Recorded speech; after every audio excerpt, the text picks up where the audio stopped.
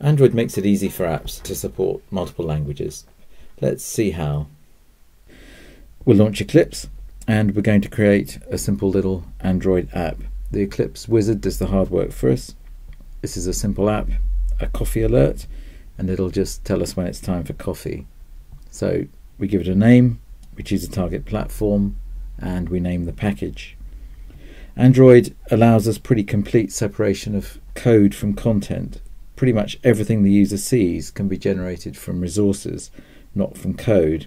So you can change what the user sees just by swapping over resources. You don't actually have to change your code. So you can see that in the app structure. And strings live here in the values folder. We've just inherited these strings from the Hello World skeleton app. All Android resources are defined as XML, and string resources are just name value pairs.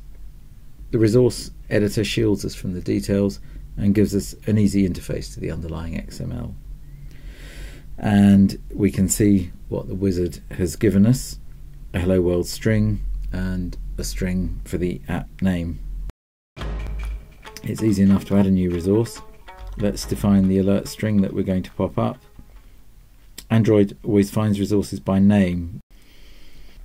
That indirection is what makes resource switching work. So let's give our string a value, and that's the string that will pop up. We just need to escape that apostrophe to make it acceptable in the underlying XML, and there it is. And we don't need the Hello World string, so we can delete it.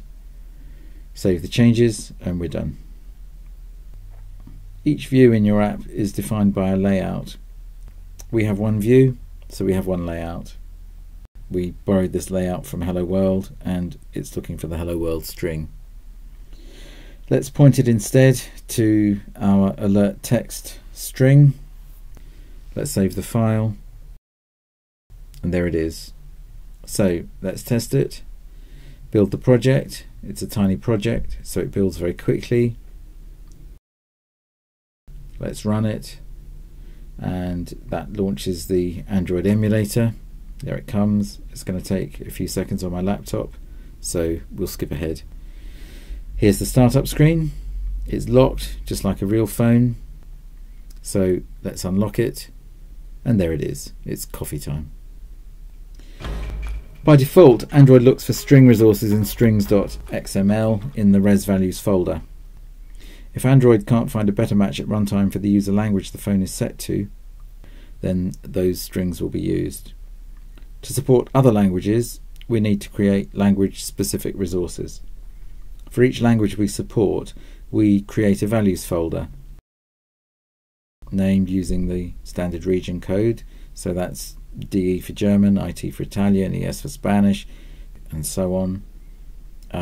We'll support German and Italian, and each folder will contain a localized version of strings.xml. The layout doesn't change, and any code that referenced the string resources wouldn't change either. So create the new folders and now create the actual strings. The name stays the same, the value changes.